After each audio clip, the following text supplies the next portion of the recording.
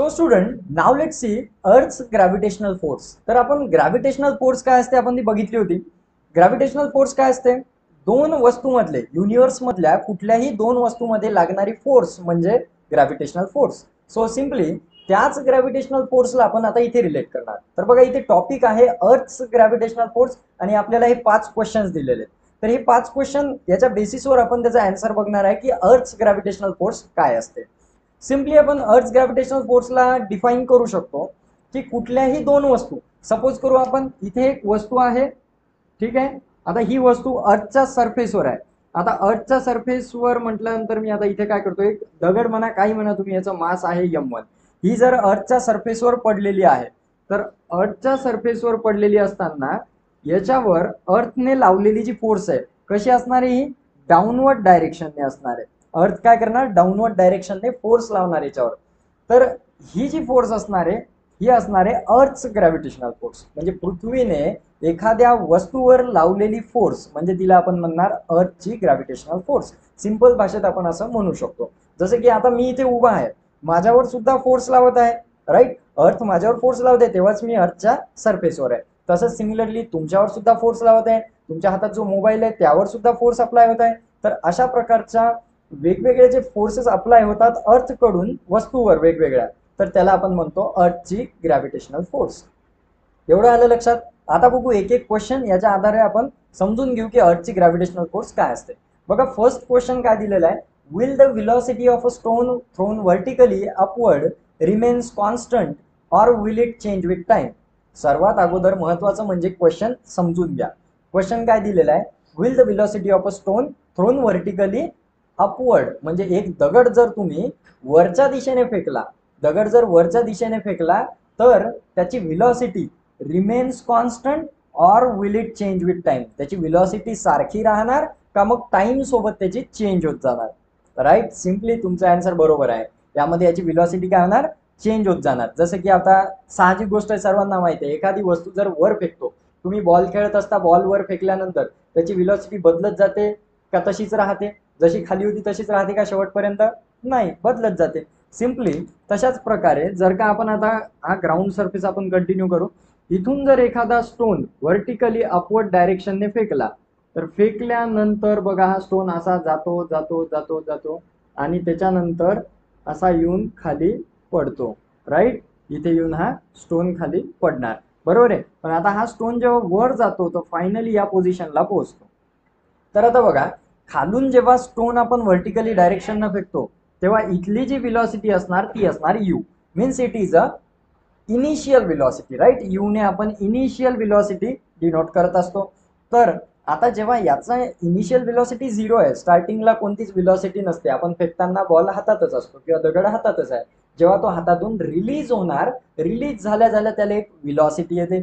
तर आता तुम्ही मला एक प्रश्न सांगा की हा जो दगड आपण वर फेकत आहोत, तर ही व्हेलॉसिटी इन्क्रीज होत जाते का डिक्रीज होत जाते?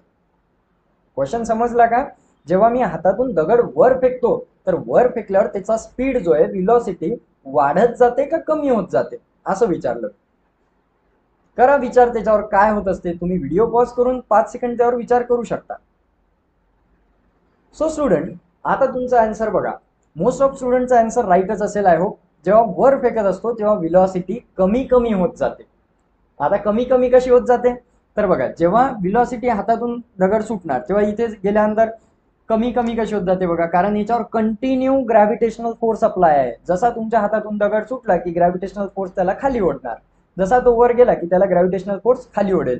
या पोझिशनला गेला खाली ओढेल, परत इथे गेला खाली ओढेल, करत करत इथे गेल्यानंतर असं फायनल पोझिशन येईल की ग्रॅव्हिटेशनल फोर्समुळे याची फायनल व्हेलॉसिटी ही 0 मीटर पर सेकंद होऊन जाईल. फायनली एक टोक असं येते, जेव्हा दगड वरच्या पोझिशनला जाऊन थांबतो तर तिथे दगडाची व्हेलॉसिटी ही 0 होते. आता याच्यापेक्षा वर दगड जाऊ शकत नाही कारण तिथे व्हेलॉसिटी 0 झालेली आहे, म्हणजे पूर्ण ग्रॅव्हिटेशनल फोर्स तिथे लागलेली आहे. त्यानंतर आता बघा इथून मेन टॉपिक चालू होतो. आता जसा इथून दगडाची व्हेलॉसिटी खाली झाली, 0 झाली, त्यानंतरची प्रोसिजर काय, तर तिथून ग्रॅव्हिटेशनल फोर्स तर कंटिन्यू अप्लाय राहणारच इथे पण. सो म्हणून तो दगड काय होणार, डाऊनवर्ड डायरेक्शनने पडायला सुरुवात होईल, कारण त्याच्यावर जी एक्सटर्नल फोर्स होती ती तर संपलेली. ती संपल्यानंतर फक्त कंटिन्यू कोणती फोर्स आहे, gravitational force. So under the influence of gravitational force जर का एखादी वस्तू खाली पडत असेल तर तिला आपण फ्री फॉल असं म्हणतो किंवा फ्रीली फॉलिंग ऑब्जेक्ट असं सुद्धा म्हणतो, कारण ही फक्त अर्थची ग्रॅव्हिटेशनल फोर्स लागत आहे इथे. आलं लक्षात? तर आता मला सांगा, जर खाली दगड पडत आहे तर खाली पडताना त्याची व्हेलॉसिटी इन्क्रीज होईल का डिक्रीज होईल? Obviously right. आता काय होणार, याची व्हेलॉसिटी इन्क्रीज होत जाईल, म्हणजे जसा जसा खाली येणार स्पीड वाढत जाईल. बघा, जेव्हा एखादा बॉल वरतून खाली पडतो आणि तुम्हाला कॅच करायची असते तर कॅच करताना बॉल हाताला लागतो, राईट? कारण काय? कारण त्याचा स्पीड इन्क्रीज झालेला असतो. इन्क्रीज होत असताना त्याची व्हेलॉसिटी वाढत जाते, म्हणजेच इन्क्रीज होते आणि हाताला तो बॉल लागतो. तशाच प्रकारे या दगडाची सुद्धा व्हेलॉसिटी इन्क्रीज होत जाईल आणि फायनली जेव्हा तो ग्राउंडवर येऊन थांबणार तेव्हा इथे फायनल व्हेलॉसिटी परत 0 होऊन जाईल. तर अशा प्रकारे इथे हे वर्क करते. तर आपण इथे पहिल्या क्वेश्चनचा आन्सर म्हणू शकतो की the velocity will change with time, म्हणजे दर 5 सेकंदाला 1 सेकंदाला इथे व्हेलॉसिटी चेंज होत जाईल.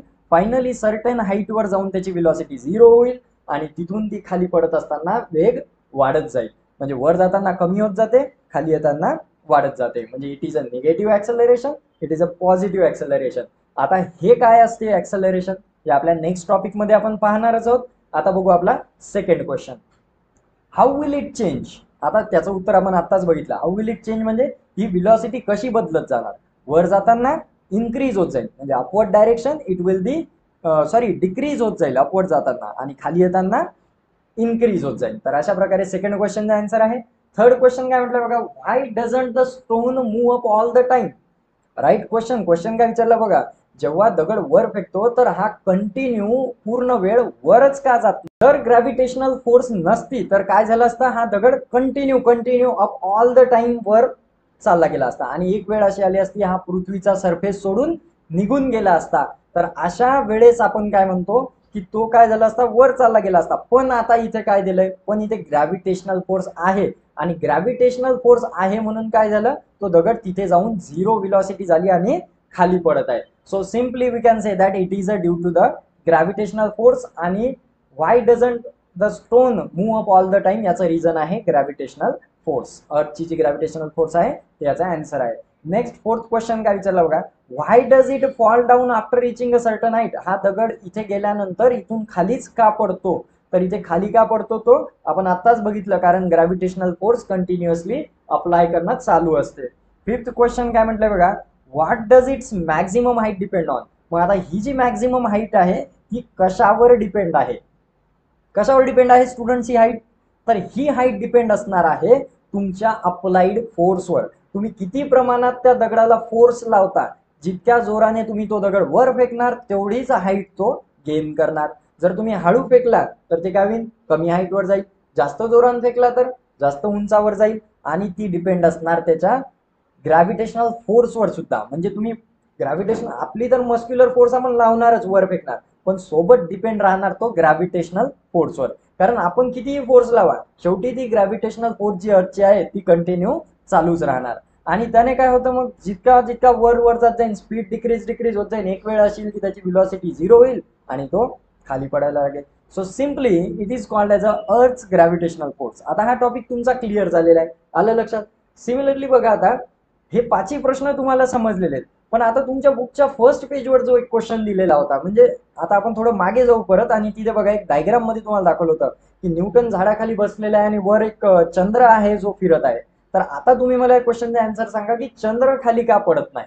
चंद्र खाली का पडत नाही, it's because of the motion. कारण चंद्राला काय मोशन आहे. आणि आपण आत्ताच बघितलं, जसा दगड मोशन मध्ये होता तोपर्यंत तो हवेत होता. जेव्हा त्याची मोशन संपली तेव्हा तो खाली येऊन पृथ्वीच्या सरफेसवर पडला. तर सिम्पली सरळ एक गोष्ट आहे, जोपर्यंत एखादी ऑब्जेक्ट मोशन मध्ये आहे तोपर्यंत ती हवेमध्ये असते. तिच्यावर ग्रॅव्हिटेशनल फोर्स ऍक्ट होत असते, पण तिच्या फोर्समुळे, मोशनमुळे ती आपल्याला दिसत नाही. मोशनमुळे काय होते, ती कंटिन्यू हवेमध्ये राहते. तर तिथे ग्रॅव्हिटेशनल फोर्स ऍक्ट होते पण तो खाली पडत नाही. तीच कंडिशन चंद्रावर पण होते. चंद्र मोशन मध्ये आहे, अर्थच्या राऊंड गोल गोल गोल गोल फिरतो. तर तिथे काय होते, त्या चंद्रावर ग्रॅव्हिटेशनल फोर्स आहे पण तो खाली पडतो का, नाही पडत, ड्यू टू द मोशन. तर सिमिलरली पहा, आपली ग्रॅव्हिटेशनल फोर्स काय म्हणते की प्रत्येक वस्तू ही एकमेकाला आकर्षित करत असते. म्हणजे साहजिक गोष्ट आहे की जशी ते पृथ्वी त्या पडणाऱ्या ऍपलला अट्रॅक्ट करते खाली डाऊनवर्ड डायरेक्शनने, तसेच ती चंद्राला पण आपल्याकडे अट्रॅक्ट करत असणार, खाली पडत असणार, राईट. पण चंद्र पडतो का? नाही पडत, कारण तो सर्क्युलर मोशन मध्ये आहे आणि डायरेक्टेड टुवर्ड द सेंटर आहे. जर कदाचित चंद्राची ही मोशन नसती किंवा 5 सेकंद किंवा 10 सेकंद जरी चंद्र थांबला फिरायचा, तर काय होईल? चंद्राची डायरेक्शन चेंज होईल, चंद्र सरळ पृथ्वीच्या दिशेने यायला लागेल जर त्याची मोशन थांबली तर. आलं लक्षात एवढं? जसं की ते ऍपल पडतो झाडावरून, डायरेक्टली खाली येऊन पडतो, कारण त्याला सर्क्युलर मोशन आहे का? नाही.